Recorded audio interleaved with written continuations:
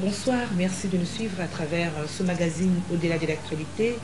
Nous recevons ce soir M. Jean-Baptiste Bomanza. Il est haut cadre et cofondateur de l'Union pour la démocratie et le progrès social, UDPS, parti au pouvoir. Bonsoir M. Bomanza. Bonsoir Madame la journaliste. Alors, l'émission de ce soir, nous partons d'un fait. Il y a les membres du recrutement politique, membres de l'Union sacrée Ensemble pour la République, qui sont divisés au sujet du bilan du président de la République, Félix-Antoine Tshisekedi Tshilombo. Il y a de ceux-là qui soutiennent, d'autres non. Et 40 députés, membres de ces regroupements, s'y sont désolidarisés de Moïse Katumbi. Alors, M. Bomanza, quels commentaires vous inspirent ces faits?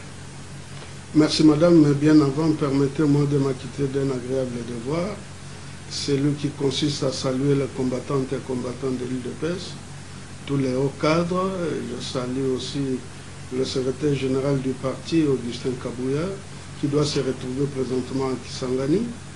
Et je n'oublie pas la haute autorité de référence, son Excellence Félix-Antoine Tshisekedi Tshilombo.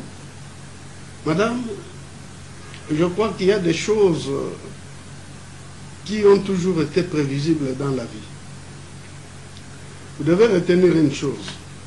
Les partis de Moïse, Ensemble pour la République, n'a aucun député. Ça, il faut que les téléspectateurs puissent me comprendre. Ce parti-là n'a aucun député. Dans la mesure où il a été créé après les élections de 2018. Par contre, il y a Ensemble pour le développement qui est constitué de sous-plateformes, qui a des députés au sein de l'Assemblée nationale, même des sénateurs, voire même au niveau des assemblées provinciales. Et j'ai suivi la déclaration des 40 qui se sont désolidarisés. Ils ont été, on ne peut plus clairs. Ils ont dit, comme je viens de le dire, que le parti de Moïse n'a aucun député, et que le secrétaire général ou le porte-parole de Moïse, Olivier Kamitatou, qui a pris la parole, il l'a fait de façon désobligeante, dans la mesure où, et qui sont directement concernés, n'ont pas été consultés. Donc, ce qui arrive au jour d'aujourd'hui était prévisible, parce que vous ne pouvez pas prendre part à la gouvernance et dire que vous n'êtes pas concerné par le bilan. Non, ça c'est ingrat. Ça, n'est pas être reconnaissant. Quand vous dites que c'est prévisible, vous voulez dire quoi? C'est-à-dire que vous de l'UDPS, vous du parti au pouvoir, vous êtes dans les mêmes pratiques que les pouvoirs passés du débauchage, et vous savez que vous allez débaucher les membres d'Ensemble, et c'est ce qui est prévu. Non, non, ce n'est pas parce que nous allions procéder au débauchage. Nous connaissons le modus operandi de la vie politique dans notre pays. Parce que moi, personnellement, je savais qu'à un moment donné, les députés, là, sénateurs et consorts, n'allaient pas parler le même langage avec Moïse. À un moment donné, Moïse pouvait s'imposer et allait refuser, tel que ce que nous sommes en train de vivre au jour d'aujourd'hui. On a fait une déclaration et n'ont pas été consultés. Ce n'était que prévisible. Parce que dans un parti ou regroupement politique, avant de prendre position, il faut consulter tout le monde. Or, elles n'ont pas été consultées. Et je reviens sur ce que j'ai dit tantôt. Les partis politiques de Moïse n'ont aucun député national, aucun député provincial, aucun sénateur, dans la mesure où c'est un parti, dans la mesure où c'est un parti qui a été créé après l'organisation des élections. Alors, M. Bomanza, mais ce qui divise, c'est le bilan du pouvoir actuel. Ceux qui disent que le pays va mal, le bilan est négatif, n'ont-ils pas aussi raison? Non, je crois que s'il y a un bilan à défendre, nous allons les défendre ensemble, y compris avec ceux de l'ensemble qui sont en train de prendre part à la gestion du pays. Non, parce qu'il y a plus d'échecs. Il n'y a pas plus d'échecs. Si avait plus de bilans étaient positifs, vous allez accepter de partager avec. Non, il n'y a pas plus d'échecs. Nous avons posé des actes qui vont dans le sens positif et l'opinion est en train de vivre les pas positifs que nous avons posés depuis que nous sommes là au pouvoir. Donc, dire que le bilan est négatif, c'est de ne pas être honnête ou de ne pas avoir les yeux pour regarder ce qui est en train de se poser comme acte sur le terrain. Mais pourquoi vous, de l'UDPS, le parti au pouvoir, vous tenez toujours à partager ce bilan avec les autres? On a vu le secrétaire général de l'UDPS qui dit que nous allons le partager avec les partis qui sont dans l'Union sacrée. Est-ce que si tout marchait, vous allez vous vanter au lieu... Mais nous sommes en train de gérer avec eux, madame. Est-ce que le gouvernement est composé exclusivement de membres de l'UDPS? Certains postes clés sont détenus par les membres de l'ensemble. Mais il y a un président qui est UDPS. Oui, c'est lui qui est le garant de la nation. Le président est UDPS, mais conformément aux lois du pays, le président n'engage pas l'UDPS là où il est comme président de la République. Nous, UDPS, nous l'accompagnons parce que vous savez que le président est là depuis son accession au pouvoir. Nous avons d'abord travaillé avec le FCC. Et comme le FCC ne voulait pas regarder dans la même direction que nous, on a cassé cette alliance-là. Maintenant, on a Union sacrée. Donc, s'il faut essayer un peu de faire un parallèle, de comparer FCC et Union sacrée, qu'est-ce qui marche? Non, qu'est-ce qui a marché? Au niveau de l'Union sacrée, au moins, le président peut prendre une décision et la décision peut s'exécuter. Parce qu'avec le FCC, vous avez suivi, on tient le Conseil des ministres. Après le Conseil des ministres, il y a le ministre FCC et PPRD qui refuse d'appliquer ce qui avait été décidé. Vous vous souviendrez en ce qui concerne, par exemple, la gratuité de l'enseignement. On parle de ça au Conseil des ministres. Il y a des gens qui sortent du Conseil des ministres pour dire non, la gratuité c'est leur affaire.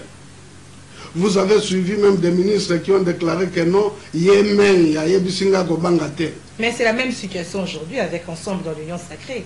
Non, ils sont dans l'Union sacrée, ils sont au gouvernement, mais ils sont en train de critiquer le gouvernement. C'est la même situation, mais... si c'est la même situation, bon, l'essor sera le même. L'essor sera le même. Si vous n'êtes pas d'accord avec ce qui se fait, quittez. Quittez. N'attendez pas que nous vous disions non, parce que vous dites ça et partez, non. Parce que vous vous êtes rendu compte que cela ne va pas. Mais partez. Mais ça ne peut pas provenir de vous, M. Boumanza. Vous avez été à l'opposition, vous avez brillé par de critiques. Comment aujourd'hui au pouvoir, vous n'acceptez pas de critiques? Non, nous acceptons des critiques si c'est les gens de la véritable opposition qui nous critiquent. Comment ça? Mais les gens qui sont avec nous, s'ils ont à critiquer, ça se fait à l'interne. Ils ne peuvent pas sortir du cadre de l'Union sacrée pour aller nous critiquer dehors. Mais à l'interne, quand ça ne change pas, il faut aller aussi dehors, à l'extérieur. Il faut savoir par quelle porte on toque ou de quelle manière on se comporte pour poser le problème.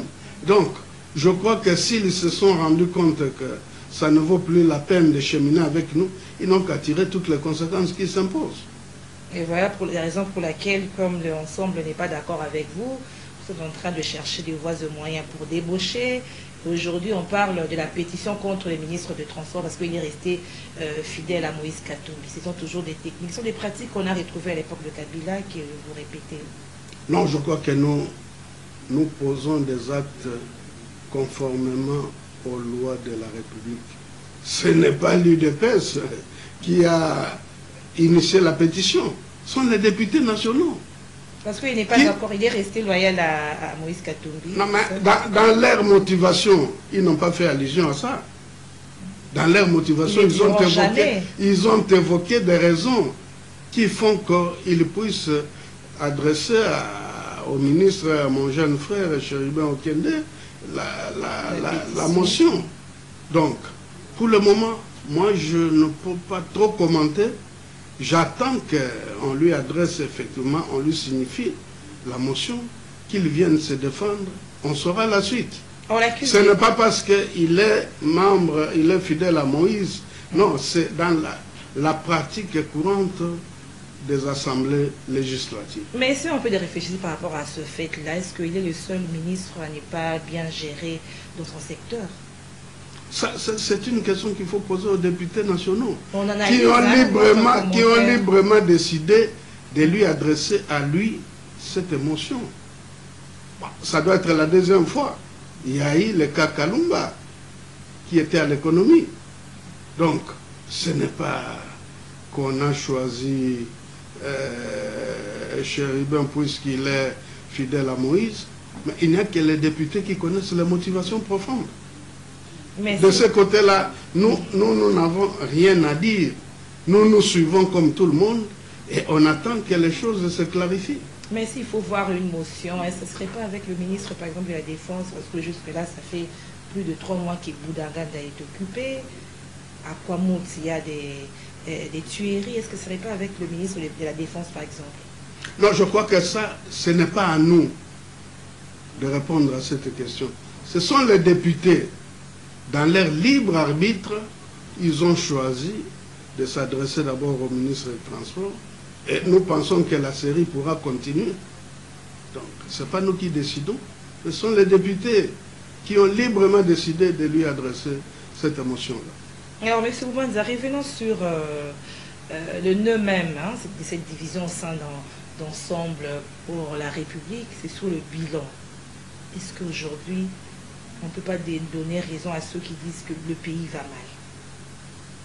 mal? Le pays ne va pas mal qu'aujourd'hui. Comment nous avons trouvé ce pays-là? Quand vous nous posez une telle question, cela nous pousse à interroger l'histoire. Il faut chercher à faire mieux que l'histoire. Mais nous sommes en train de faire un effort pour faire mieux. Si le pays va mal, ce n'est pas aujourd'hui. Nous avons trouvé le pays dans des ravins profonds. Et nous sommes en train de faire un effort pour le faire sortir de là où on l'avait plongé, dans ces profonds ravins. Et je crois qu'objectivement parlant, quand vous comparez notre régime et le régime passé, c'est le jour et la nuit. Le fisc est le seul exemple du budget. Ils nous ont laissé avec un budget de combien? De plus ou moins 3 à 4 milliards. Mais aujourd'hui, nous sommes dans les 11, 14 milliards. Et vous avez suivi qu'avant la fin de l'exercice budgétaire, le gouvernement a atteint et voire dépassé légèrement ses propres assignations. Donc, de ce côté-là, les gens qui peuvent tenir un tel discours ne sont pas honnêtes et ne sont pas objectifs. Si nous prenons encore l'exemple de la gratuité de l'enseignement, c'est depuis 2006 que la Constitution a été promulguée. Il fallait attendre l'arrivée de Félix pour que cela s'accomplisse. Non. Nous disons ceci. L'ère du bilan n'est pas encore là. Pour nous, nous allons faire le bilan pendant la campagne. Et nous leur dirons... C'est déjà l'année prochaine. Hein? Oui, nous leur dirons ce que nous avons fait. C'est-à-dire, ou bien il faut voir dans les faits, palper du doigt. Mais il faut palper. Nous allons leur dire, regardez tel acte, tel acte, tel acte. Et en rapport avec ce que nous avons posé comme acte et que nous continuons à poser, nous ne voyons pas en face de nous qui va nous affronter. Nous ne voyons personne qui va nous affronter. Tous ceux-là qui se présentent comme candidats, il y a aussi Denis Mukwege, le prix Nobel de la paix. Denis Mukwege, c'est un compatriote. Nous, à l'UDPS, nous nous sommes battus pour qu'il y ait démocratie dans ce pays. Nous nous sommes même battus pour qu'il y ait pluralisme au niveau des partis politiques. Nous ne pouvons qu'applaudir de demain. Nous voulons affronter même 1000 candidats. Et nous sommes sûrs que les nôtres va l'emporter. Vous dites que le pays va bien. Mais quand le chef d'État lui-même dit que la justice va mal, vous ne voyez même pas qu'il a reconnu quand même un secteur qui ne marche pas. Le président de la République l'a dit conformément à ses attributions qui lui sont conférées par l'article 69 de la Constitution, qui l'oblige à veiller au bon fonctionnement des institutions. Lorsqu'il constate que telle institution ne fonctionne pas, c'est de son devoir de le dire. Ça, ce n'est que normal qu'il puisse dire ça, et c'est conforme à la Constitution. J'ai cité l'article 69. Mais beaucoup disent qu'il s'est plaint trop, par exemple, sur cette question. Il faudrait qu'il agisse, tant que magistrat suprême. Il y a indépendance, séparation de pouvoir au niveau des institutions. Il agite la sonnette d'alarme, une façon de dire au pouvoir judiciaire que vous ne travaillez pas comme il se doit, rectifier les tirs. C'est lui qui a nommé ces magistrats. Oui, il les a nommés. Mais il ne peut pas s'ingérer à leur gestion. Il attire leur attention. Comme garant du bon fonctionnement des institutions. Toutes les décisions judiciaires sont faites à son insu, vous voulez dire ça? Par exemple, quand on a libéré Kamere, qu'on a libéré Makonga, c'est à son insu. Il apprend ça comme nous tous. C'est pas pour rien qu'il dénonce. Il apprend comme nous tous. C'est pourquoi il dénonce, il agite la sonnette d'alarme pour dire non, attention, vous devez rectifier le tir. Il n'a pas le pouvoir d'agir directement. Non, il ne peut pas agir directement. Il ne peut agir que conformément au texte qui lui confère le pouvoir d'agir, comme j'ai évoqué l'article 69 de la Constitution. Alors, qu'est-ce que vous répondez, M. Boumandja, à ceux qui disent que le chef se plaint trop? Non, nous avons un chef qui dit la vérité. Un chef qui ne mâche pas les mots. Un chef qui dit à la nation de quelle manière le pays est en train d'évoluer, de fonctionner. Ce n'est pas un chef qui murmure. C'est un chef qui vous dit ouvertement de quelle manière le pays est en train d'évoluer. Il ne se plaint pas. Il n'est qu'en train d'extérioriser la volonté populaire. Pour que la population fasse quoi quand il dit qu'il y a juste mal et au retour, qu'elle va faire la population? Mais la population sait que bientôt c'est l'épilogue. On va aller aux élections. On va confier au chef la majorité qu'il faut pour qu'il puisse gouverner conformément à son propre programme et au programme de son parti politique. Ça, c'est pour le moment. Le chef n'a pas son propre programme. C'est un programme qu'il est en train de piloter avec les autres compatriotes qui ont voulu les rejoindre au niveau de l'Union sacrée. Il ne peut pas décider seul. C'est-à-dire qu'en 2023, il sera seul. Vous allez vous débarrasser des autres partis. Parce que nous allons gagner les élections à tous les niveaux. En ce moment-là, nous allons bien appliquer notre propre programme. Et en ce moment-là, le peuple va se rendre compte que le chef ne se plaignait pas, mais il agitait la sonnette d'alarme. En ce moment-là, il y aura des correctifs qui seront introduits dans la gouvernance de la République. Vous voulez dire quoi? Tout ce que les gens sont en train de subir aujourd'hui, socialement, ils doivent mettre leur mal en patience. Non, ce n'est pas ça que j'ai dit. Socialement, il y a quand même quelque chose qui se fait. Quand vous prenez les salaires des agents et fonctionnaires de l'État, les enseignants, si vous comparez notre régime d'aujourd'hui et le régime passé, c'est le jour et la nuit. Je ne peux pas donner des chiffres, mais vous êtes de la presse, vous le savez. D'ailleurs, la semaine passée, les ministres de l'EPST venaient de lancer un communiqué comme quoi il y a un autre palier qui sera ajouté au niveau du salaire des enseignants.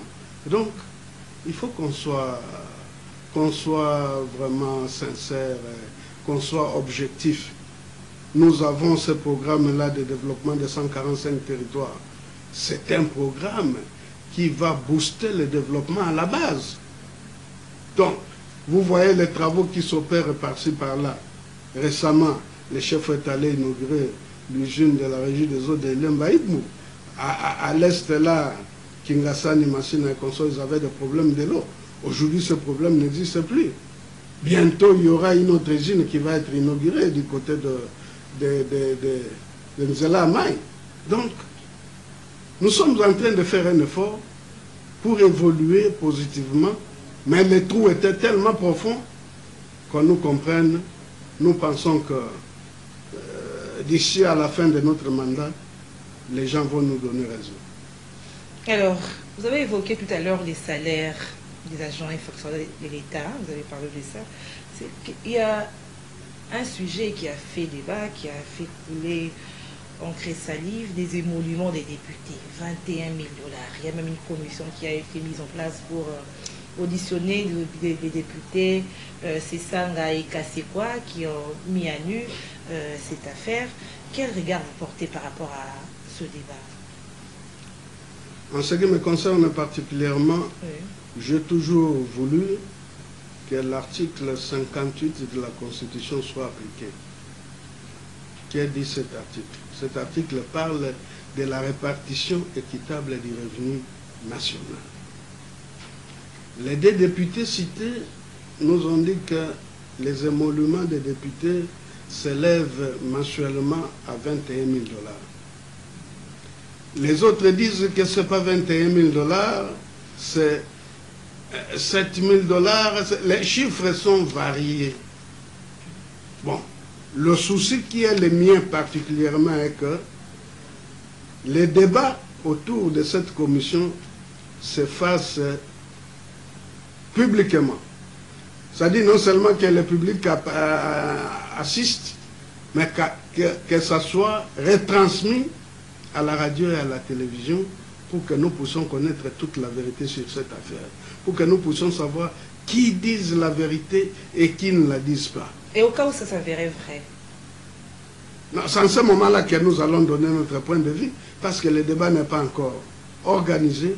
Nous attendons que ce débat ait lieu et nous saurons quel sera notre point de vue au cas où ça se vérifiait positivement ou négativement. Mais vous êtes quand même d'accord par rapport à la réduction du train de vie des institutions? C'est tout le monde qui est d'accord, madame. C'est tout le monde qui est d'accord. Je vous ai évoqué l'article 58 de la Constitution. La Constitution impose au pouvoir public de répartir équitablement les revenus nationaux. C'est constitutionnel, ce n'est pas moi qui le dis, c'est la Constitution. Donc on doit réduire tout, soit la présidence, en principe, il a toujours dit que, et il a toujours été dit que la tension salariale doit être de 1 à 10. Si le secrétaire général, l'administration a 2 000 $, les huissiers doivent avoir 200 $. Alors, la tension doit être de 1 à 10. Évidemment, nous savons qu'il y a d'autres fonctions qui engendrent des avantages, mais ça ne doit pas être des avantages exorbitants qui puissent rendre les autres privilégiés de la République et les autres les mal-aimés de la République. Et non. Non, nous pensons qu'il faut respecter l'article 58 de la Constitution. Mais pour ce débat-là sur les émoluments, nous attendons fermement que cela se réalise. Ce jour-là, moi-même d'ailleurs, je serai à l'Assemblée nationale. Que ce soit à la télévision pour que tout le monde suive, oui, comme vous l'avez dit. Que ce soit radio-télévision. Mais il ne sert à rien de louer le budget de 14 milliards, comme vous avez dit tout à l'heure, parce que la répartition n'est pas équitable. Hein? Non, la répartition... les petits peuples, non, ceux-là. La répartition est en train d'être équitabilisée petit à petit. Je vous ai parlé des salaires des enseignants, des fonctionnaires, tout ça. Ce qu'ils ont aujourd'hui, ce n'est pas ce qu'ils avaient hier. Donc un effort est en train d'être fait, surtout avec ces nouveaux chiffres de 14 milliards. Des fois, la commission ECOFIN de l'Assemblée nationale et même du Sénat, ces deux commissions vont retrouver d'autres ressources à ajouter. On pourra des fois aller même au-delà de 15 milliards. Donc voyons voir comment ça va se passer, mais un effort est en train d'être fait pour répartir, conformément à l'article 58 de la Constitution, le revenu national. Alors, sur le plan sécuritaire, M. Jean-Baptiste Boubanza, que je rappelle qu'il est au cadre et cofondateur de l'UDPS, vous ne voyez pas qu'il y a eu état de siège, il y a même changement, bon, peut-être avec les changements au sein de l'armée et à la tête de l'armée et de la police, on pourrait avoir de l'espoir. Comment vous voyez la façon dont le pouvoir est en train de gérer cette situation sécuritaire à l'Est et aujourd'hui aussi dans le Kwamos? Non, je crois que quand j'ai appris qu'il y a eu changement à la tête de l'armée, j'ai applaudi des deux mains. Et j'ai félicité le président de la République. Ça ne doit pas s'arrêter là-bas. Ça doit arriver au niveau de la police. Ça doit arriver au niveau des services de sécurité. Et il faut qu'il y ait des réformes rapides au niveau de notre armée. Vous savez que l'armée que nous avons au jour d'aujourd'hui est une armée qui découle des mixages, qui découle de ces mélanges fourre-tout, les différentes rébellions. L'armée véritable de la République, nous l'avons perdue depuis l'arrivée de l'AFDEL. Vous avez des éléments qui sont issus de l'AFDEL, quelques rares éléments des ex-phases. Vous avez les éléments issus des RCD, issus du MLC, issus de CNDP, issus de M23 et consorts. Voilà l'héritage que nous a légué le régime passé. Il faut maintenant qu'il y ait de l'ordre, qu'il y ait le rappel des troupes. Vous savez, madame, dans ce pays, nous avons de véritables éléments qui faisaient peur aux autres pays africains. Quand je vois la comédie qui est en train de jouer le petit Rwanda dans notre pays, à son temps, quand il y avait le Maële, quand il y avait le Mbouza Mabé, quand il y avait le Mamadou Ndala. Madame, est-ce que vous savez que le général Maële est allé récupérer le corps de Abiyarimana à Kigali? Et Kagame avait fui quand il a appris que Maële était entré à Kigali. Mais regarde aujourd'hui comment Kagame est en train de se moquer de nous. Il faut que le président fasse un effort, et il a déjà commencé, pour requinquer notre armée. Les différents éléments formés avec l'argent du contribuable congolais doivent intégrer l'armée. Ils sont éparpillés à travers le monde, l'Afrique, l'Europe, même ici au pays. Il y a de véritables brevetés d'état-major qu'on appelle les BEM, techniciens d'état-major qu'on appelle les TEN. Il faut que ces éléments intègrent l'armée. Ceux qui ont encore l'âge qu'il faut pour que notre armée reprenne sa place d'antan. Parce que, madame, la vérité, c'est que les petits pays qui nous entourent font partie des éléments du complot international contre nous. Et ça, je crois que le président de la République a déjà compris ces jeux-là. Il est en train de remettre de l'ordre progressivement. Et notre pays est victime d'un vaste complot international. On ne veut même pas que nous nous réorganisions. Mais nous avons l'obligation de faire un effort pour nous réorganiser. Et le président de la République en est conscient. Les choses vont se passer dans ce sens-là. Côté sécuritaire, un effort doit être fait et il est en train d'être fait. Comment vous pouvez comprendre, madame? Nous avons un service d'intelligence comme l'ANER. Nos frontières sont poreuses. Où sont les éléments de l'ANER? Nous avons un service de renseignement militaire comme DEMIAP, détection militaire des actions antipatrie. Mais les actions antipatrie se posent à l'est du pays. Même récemment ici, à ces territoires-là, Kwamout. Mais que font ces renseignements-là, tant civils que militaires? Donc je crois que l'ordre doit être remis.